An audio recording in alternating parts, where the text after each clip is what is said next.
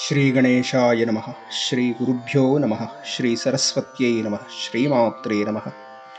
ನಮೋಸ್ತು ದೇವಿ ವಾರಾಹಿ ಜಯಂಕಾರ ಸ್ವರೂಪಿಣಿ ಜಪಿತ್ವಾ ಭೂಮಿರೂಪೇಣ ನಮೋ ಭಗವತ ಪ್ರಿಯೇ.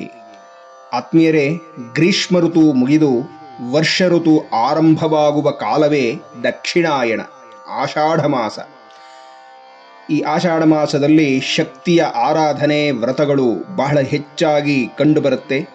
ಹೀಗಾಗಿ ಈ ದಕ್ಷಿಣಾಯಣ ಆರಂಭ ಆಗುತ್ತಿದ್ದ ಹಾಗೆ ಆಷಾಢ ಮಾಸದ ಮೊದಲನ ದಿನದಿಂದಲೇ ಗುಪ್ತ ನವರಾತ್ರಿ ಅನ್ನುವಂಥ ವಿಶೇಷವಾದ ಪರ್ವಕಾಲ ಆರಂಭವಾಗುತ್ತೆ.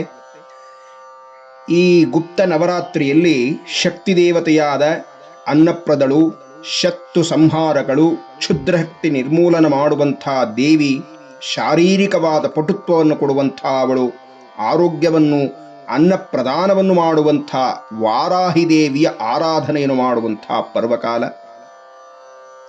ಹಾಗಾದರೆ ಈ ವಾರಾಹಿ ದೇವಿ ಅಂದರೆ ಯಾರು ಅನ್ನುವುದಕ್ಕೆ ಪುರಾಣಗಳು ಕೆಲವು ಕಥೆಯನ್ನು ಹೇಳುತ್ತೆ.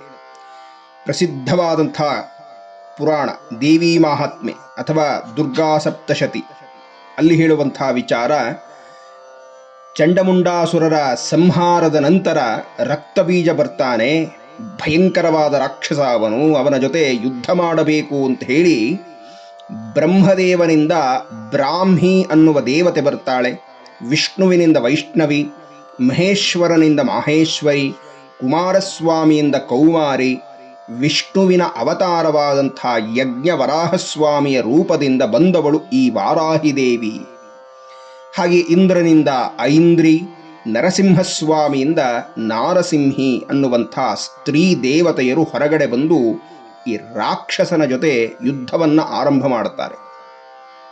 ಸ್ವಲ್ಪ ಗಮನಿಸಿ, ಈ ಪುರುಷ ದೇವತೆಗಳಲ್ಲಿ ಇರುವಂಥ ಅವರವರ ವಿಶೇಷ ಶಕ್ತಿಗಳು ಅಂತ ಯಾರಿದ್ದಾರೆ ಅವರೆಲ್ಲ ಸ್ತ್ರೀ ದೇವತೆಯರೇ.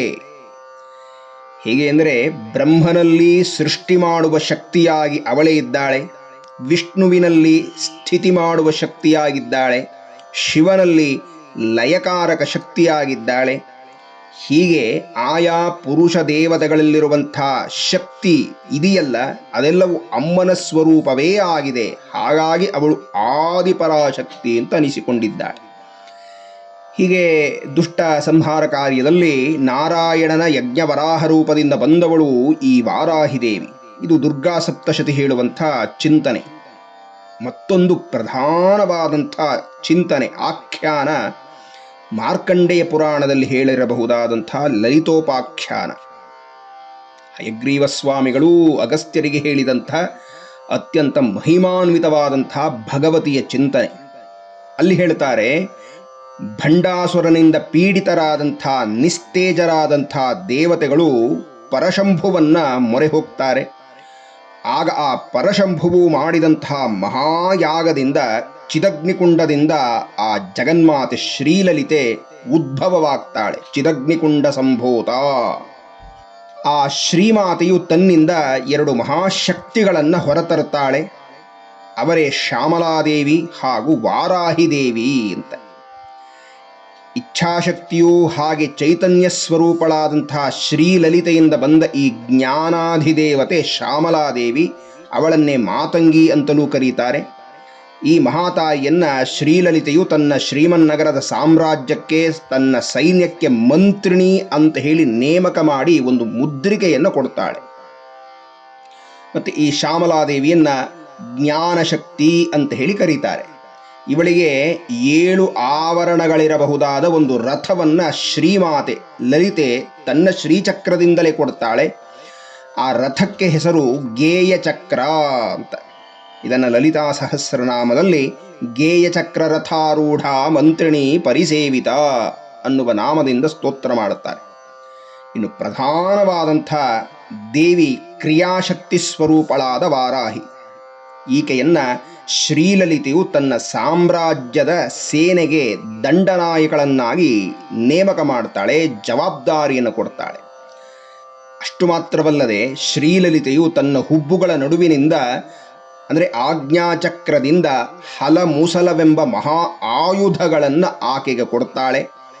ಜೊತೆಗೆ 5 ಆವರಣಗಳನ್ನು ಒಳಗೊಂಡಂಥ ರಥವನ್ನು ಆಕೆಗೆ ಕೊಡ್ತಾಳೆ. ಕಿರಿಚಕ್ರ ರಥಾರೂಢ ದಂಡನಾಥ ಪುರಸ್ಕೃತ ಅಂತ ಹೇಳಿ ಲಲಿತಾ ಸಹಸ್ರನಾಮದಲ್ಲಿ ಹೇಳಿದ್ದಾರೆ. ಹೀಗೆ ಬಂದಂತಹ ಶ್ಯಾಮಲಾ ಹಾಗೂ ವಾರಾಹಿ ದೇವಿಯರು ಈ ಭಂಡಾಸುರನ ಜೊತೆಗಿನ ಮಹಾಯುದ್ಧದಲ್ಲಿ ತಾವೂ ಸಹ ತೊಡಗುತ್ತಾರೆ. ಅದರಲ್ಲಿ ವಿಶೇಷವಾಗಿ ಶ್ಯಾಮಲಾದೇವಿ ವಿಶುಕ್ರ ಅನ್ನುವಂಥ ಆ ಭಂಡಾಸುರನ ಬಲಗೈ ಭಂಟನನ್ನ ಸಂಹಾರ ಮಾಡ್ತಾಳೆ. ಮಂತ್ರಿಣ್ಯಂಬ ವಿರಚಿತ ವಿಶುಕ್ರ ವಧತೋಷಿತ. ಇನ್ನು ವಾರಾಹಿದೇವಿ ವಿಷಂಗ ಅನ್ನುವಂಥ ಮಹಾದುಷ್ಟನನ್ನ ಸಂಹಾರ ಮಾಡ್ತಾಳೆ. ವಿಷಂಗ ಪ್ರಾಣಹರಣ ವಾರಾಹಿ ವೀರ್ಯನಂದಿತ ಅಂತ ಹೇಳಿ ಅಹಂಕಾರ ಮಮಕಾರದ ಸಂಕೇತವಾದ ಈ ದುಷ್ಟರನ್ನ ಶ್ಯಾಮಲಾ ಹಾಗೂ ವಾರಾಹಿ ದೇವಿಯರು ಸಂಹಾರ ಮಾಡುತ್ತಾರೆ. ಇನ್ನು ಪ್ರಧಾನವಾದ ರಾಕ್ಷಸ ಭಂಡಾಸುರ, ಅವನನ್ನ ಶ್ರೀಮನ್ ಲಲಿತಾ ಮಹಾತ್ರಿಪುರ ಸುಂದರಿ ಕಾಮೇಶ್ವರಾಸ್ತ ನಿರ್ದಗ್ನ ಸಬಂಢಾಸುರ ಶೂನ್ಯಕ ಅಂದರೆ ಎಲ್ಲ ಅವಿದ್ಯೆಗೆ ಮೂಲನಾದ ಆ ಪಾಪಿಯನ್ನ ಶ್ರೀಮನ್ ಲಲಿತಾ ಮಹಾತ್ರಿಪುರ ಸುಂದರಿ ಸಂಹಾರ ಮಾಡ್ತಾಳೆ ಅಂತ. ಇದು ಎರಡು ಆಖ್ಯಾನದಲ್ಲಿ ವಾರಾಹಿ ದೇವಿ ಎನ್ನುವಂಥ ಆ ದೇವತೆ ಹೇಗೆ ಬಂದಳು ಅನ್ನುವುದನ್ನು ಹೇಳ್ತಾ ಇದ್ದಾರೆ. ಇಂತಹ ಈ ವಾರಾಹಿ ದೇವಿಯನ್ನ ಆರಾಧನೆ ಮಾಡುವಂಥ ಪರ್ವಕಾಲವೇ ಈ ಆಷಾಢ ಮಾಸದ ಮೊದಲ 9 ದಿನಗಳು, ಅಂದರೆ ಪಾಡ್ಯದಿಂದ ನವಮಿಯ ತನಕ ಅಂತ. ಇದನ್ನ ಗುಪ್ತ ನವರಾತ್ರಿ ಅಂತ ಹೇಳಿ ಕರೀತಾರೆ. ಈ ನವರಾತ್ರಿಯಲ್ಲಿ ವಾರಾಹಿ ದೇವಿಯ ಪೂಜೆ ಮಾಡುವಂಥದ್ದು ರಾತ್ರಿಯ ಕಾಲದಲ್ಲಿ. ಮೊದಲನೆಯ ದಿನ ಬೆಳಿಗ್ಗೆ ಸಂಕಲ್ಪ ಮಾಡಬೇಕು. ಈ ಪೂಜಾ ಸಾಮಗ್ರಿಗಳನ್ನೆಲ್ಲ ಹಿಂದಿನ ದಿನವೇ ಸಿದ್ಧ ಮಾಡಿಕೊಂಡಿರಬೇಕು, ಹೊರಗಡೆ ಹೋಗಬಾರದು ಅಂತ. ಅಕಸ್ಮಾತಾಗಿ ಕೆಲಸದ ನಿಮಿತ್ತದಿಂದ ಏನಾದರೂ ಹೊರಗಡೆ ಹೋದರೆ ಏನು ತಿನ್ನಬಾರದು ಅಂತ ಹೇಳ್ತಾರೆ. ಹಾಗೆ ಸಂಧ್ಯಾಕಾಲದ ಒಳಗಡೆ ಮನೆಗೆ ಬಂದು ಸ್ನಾನ ಸಂಧ್ಯಾ ವಂದನೆಗಳನ್ನೆಲ್ಲ ಮಾಡಿ ದೇವಿಯನ್ನ ಆರಾಧನೆ ಮಾಡುವಂಥ ಸ್ಥಳವನ್ನ ಗೋಜಲದಿಂದ ಶುದ್ಧ ಮಾಡಬೇಕು. ಅದಾದ ನಂತರ ಪೂಜೆಯನ್ನು ಪ್ರಾರಂಭ ಮಾಡುವಾಗ ಮೊದಲು ಗಣಪತಿಯ ಪೂಜೆಯನ್ನು ಮಾಡಬೇಕು.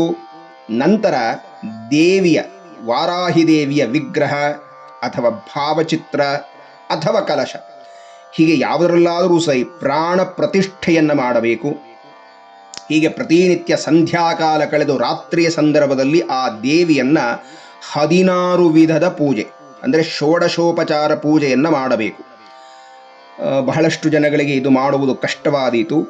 ತಿಳಿದವರು, ವೇದಗಳನ್ನು ಅಧ್ಯಯನ ಮಾಡಿದವರು, ಕ್ರಮವನ್ನು ತಿಳಿದವರು ಮಾಡ್ತಾರೆ. ಆದರೆ ಸಾಧಾರಣದವರು ಮಾಡೋದು ಸ್ವಲ್ಪ ಕಷ್ಟವಾಗುತ್ತೆ. ಅಂತಹವರು ಪಂಚೋಪಚಾರ ಪೂಜೆಯನ್ನು ಮಾಡಬಹುದು ಅಂತ ಹೇಳಿದ್ದಾರೆ.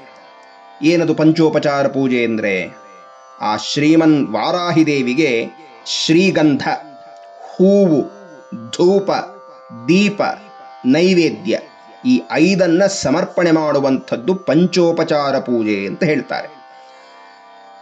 ಮತ್ತೆ ಈ ವಾರಾಹಿ ದೇವಿಯ ಪೂಜೆಯಲ್ಲಿ ಪ್ರಧಾನವಾದ ಭಾಗ ಅಂದರೆ ಧೂಪ ಸಮರ್ಪಣೆ. ಅದರಿಂದ ದೇವಿ ಅತ್ಯಂತ ತುಷ್ಟಳಾಗ್ತಾಳೆ. ಮತ್ತು ನೈವೇದ್ಯ ಮಾಡುವಾಗ ವಿಶೇಷವಾಗಿ ಪ್ರತಿದಿನವೂ ಬೆಲ್ಲದ ಪಾನಕವನ್ನು ಇಡಲೇಬೇಕು. ಸಾಧ್ಯವಾದರೆ ಕೋಸಂಬರಿಯೂ ಒಳ್ಳೆಯ ಪದಾರ್ಥ ನೈವೇದ್ಯಕ್ಕೆ. ಅದರ ಜೊತೆಗೆ ಯಾವುದಾದರೂ ಅನ್ನದ ಪದಾರ್ಥವನ್ನು, ಸಿಹಿ ಪದಾರ್ಥವನ್ನು ನೈವೇದ್ಯ ಮಾಡಬಹುದು ಅಂತ. ಹೀಗೆ ಪೂಜೆ ಮಾಡುವಾಗ ಅಮ್ಮನಿಗೆ ಪ್ರಿಯವಾದ ಸ್ತೋತ್ರಗಳನ್ನು ಶುದ್ಧವಾದ ಭಕ್ತಿಯಿಂದ ಹೇಳಬೇಕು, ಅನುಭೂತಿಯಿಂದ ಹೇಳಬೇಕು. ಆಗಷ್ಟೇ ವಾರಾಹಿ ದೇವಿಯ ಅನುಗ್ರಹ ಶೀಘ್ರವಾಗಿ ಆಗುವಂಥದ್ದು.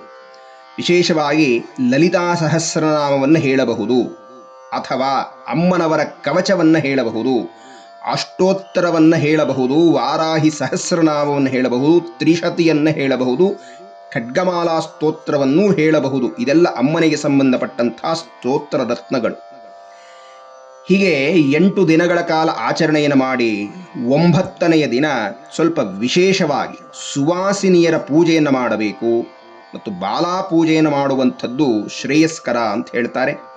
ಜೊತೆಗೆ ವಿಪ್ರರಿಗೆ ಯಥಾಶಕ್ತಿ ದವಸ, ಧಾನ್ಯ, ಫಲತಾಂಬೂಲ ದಕ್ಷಿಣೆಯನ್ನು ಸಮರ್ಪಣೆ ಮಾಡಬೇಕು.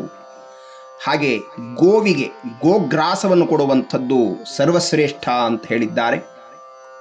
ಹಾಗೆಯೇ ಆ ದಿನ ತಮ್ಮ ಮನೆಯಲ್ಲಿ ಸಮಾರಾಧನೆ ಮಾಡುವಂಥದ್ದು, ಅಂದರೆ ಬಂದಂತಹ ಮುತ್ತೈದೆಯರಿಗೆ ಅಥವಾ ಬಂಧು ಮಿತ್ರರಿಗೆ ಸಮಾರಾಧನೆ ಅಂದರೆ ಅನ್ನ ಭೋಜನದ ವ್ಯವಸ್ಥೆ, ಇದು ನಡೆದರೆ, ಮನೆಯಲ್ಲಿ ಬಂದವರು ತೃಪ್ತಿಯಾಗಿ ಊಟ ಮಾಡಿ ಹೋದರೆ ಅವರಿಗೆ ಆ ದೇವಿಯ ಪರಿಪೂರ್ಣ ಅನುಗ್ರಹ ಸಿದ್ಧಿಯಾಗತ್ತೆ, ಸಂಪತ್ತು ವೃದ್ಧಿಯಾಗತ್ತೆ, ಆಯುಷ್ಯು ಆರೋಗ್ಯಗಳು ವೃದ್ಧಿಯಾಗತ್ತೆ ಅಂತ ಹೇಳಿದ್ದಾರೆ. ಅದಾದ ಮೇಲೆ ನವರಾತ್ರಿ ಮುಗಿದ ಮೇಲೆ ಮಾರನೆಯ ದಿನ, ದಶಮಿಯ ದಿನದಂದು ಆ ದೇವಿಯನ್ನು ಉದ್ವಾಸನೆ ಮಾಡಬೇಕು, ಅಂದರೆ ವಿಸರ್ಜನೆಯನ್ನು ಮಾಡುವಂಥದ್ದು. ಇಲ್ಲಿಗೆ ವ್ರತ ಸಂಪನ್ನವಾಗತ್ತೆ. ಆತ್ಮೀಯರೇ, ಇಷ್ಟೆಲ್ಲ ಈ ವ್ರತದ ದಿನಗಳಲ್ಲಿ ಇನ್ನೂ ಕೆಲವು ವಿಚಾರಗಳನ್ನು ಪಾಲನೆ ಮಾಡಲೇಬೇಕು ಅಂತ ನಿಯಮ ಮಾಡಿದ್ದಾರೆ. ಅಂದರೆ ಈ ನವರಾತ್ರಿಯಲ್ಲಿ ಬ್ರಹ್ಮಚರ್ಯವನ್ನು ಪಾಲಿಸಬೇಕು, ಮಂಚದ ಮೇಲೆ ಮಲಗಬಾರದು. ಅಕಸ್ಮಾತ್ ವಯಸ್ಸಾಗಿದ್ದರೆ ಅವರಿಗೆ ವಿನಾಯಿತಿ ಇದೆ. ಆದರೆ ಇನ್ನೂ ಯುವಕರು ಯೌವನದಲ್ಲಿದ್ದಾರೆ ಅಂದರೆ ಅವರು ಖಂಡಿತವಾಗಿಯೂ ಸಹ ನೆಲದ ಮೇಲೆ ಒಂದು ಚಾಪೆಯನ್ನು ಹಾಸ್ಕೊಂಡು ಮಲ್ಕೊಳ್ಬೇಕಷ್ಟೇ. ಮತ್ತು ಅತಿಯಾದ ಮಾತುಗಳನ್ನು ವೃಥಾ ಆಡಬಾರದು, ಕೋಪವನ್ನು ಮಾಡಿಕೊಳ್ಳಲೇಬಾರದು, ದುರಾಚಾರಗಳು ಇರಲೇಬಾರದು. ಹೀಗೆ ಅನೇಕ ಒಂದು ನಿಯಮಗಳನ್ನು ಹೇಳಿದ್ದಾರೆ. ಇದೆಲ್ಲ ಪಾಲನೆ ಮಾಡಿಕೊಂಡು ಈ ವ್ರತವನ್ನು ಮಾಡಬೇಕು. ಆಗ ನೀವು ಬಯಸಿದಂಥ ಯಾವುದೇ ವಿಧವಾದಂಥ ಫಲಗಳು, ಅಂದರೆ ಅನ್ನಪ್ರದಳಾದಂಥ ಆ ವಾರಾಹಿ ದೇವಿಯಿಂದ ಶತ್ರು ಸಂಹಾರವಾಗಬೇಕು ಅಥವಾ ಅದರ ನಿವಾರಣೆಯಾಗಬೇಕು ಅಂದರೆ ಆಗತ್ತೆ. ಕ್ಷುದ್ರ ಶಕ್ತಿಗಳ ನಿವಾರಣೆಯಾಗತ್ತೆ. ಹಾಗೆ ಶಾರೀರಿಕವಾದ ಪಟುತ್ವ ಸಿದ್ಧಿಯಾಗತ್ತೆ. ಆರೋಗ್ಯ ಪ್ರದಾನ ಮಾಡ್ತಾಳೆ, ಅನ್ನವನ್ನು ವೃದ್ಧಿ ಮಾಡ್ತಾಳೆ. ಹೀಗೆ ನಮ್ಮ ಎಲ್ಲ ಕ್ಷೇತ್ರದಲ್ಲೂ ಅವಳು ಅನುಗ್ರಹ ಮಾಡಿ ಅಭಿವೃದ್ಧಿಯನ್ನು ಮಾಡ್ತಾಳೆ ಅನ್ನುವಂಥ ವಿಚಾರವನ್ನು ಹೇಳಿದ್ದಾರೆ. ಆತ್ಮೀಯರೇ, ಇಂತಹ ವಾರಾಹಿ ದೇವಿಯ ವ್ರತವನ್ನು ಸಮಸ್ತರೂ ಮಾಡಿ ಆ ಶ್ರೀಮನ್ ಲಲಿತಾ ತ್ರಿಪುರ ಸುಂದರಿ ಸ್ವರೂಪಳಾದಂಥ ವಾರಾಹಿ ದೇವಿಯ ಅನುಗ್ರಹಕ್ಕೆ ಪಾತ್ರರಾಗೋಣ ಅಂತ ಹೇಳಿ ಎಲ್ಲರನ್ನು ನಮಸ್ಕರಿಸ್ತಾ ಎಲ್ಲರಿಗೂ ವಂದನೆಗಳು.